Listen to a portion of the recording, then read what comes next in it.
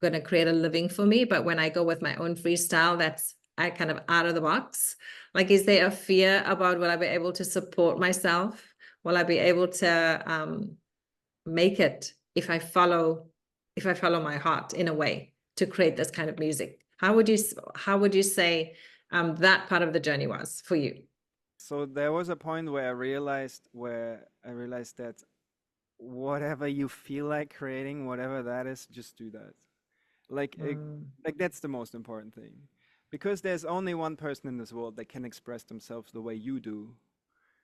And that's where your charm is. That's where all that value lies, because nobody sees the world the way you do and nobody expresses it that way. And I like to use music, but people do anything, like the way we speak, the way we move, the way we do Teach anything. yoga. Yeah, Yeah. exactly. Yeah. There's a certain flow to it, and that's the uniqueness is the most interesting part, because that tells us your story, but at the same time, it's relatable because there is relevance to that you can apply to yourself, that you see yourself in. Because if I just talk about how I'm the greatest rapper, and that's fun to do as well, but I also want to talk about how I struggle through certain things, or how certain things, emotions come up, and it's a form of therapy in that way that's And it's happening in very that moment. real.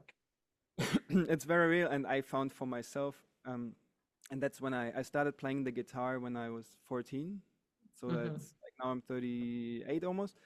So, and singing came shortly after, and I was always drawn straight away to writing my own songs, and I don't know why. I was just like, I always had this really big sense of I want to express what I'm feeling, and that was the place. For a long time I was also making music and not putting it out really.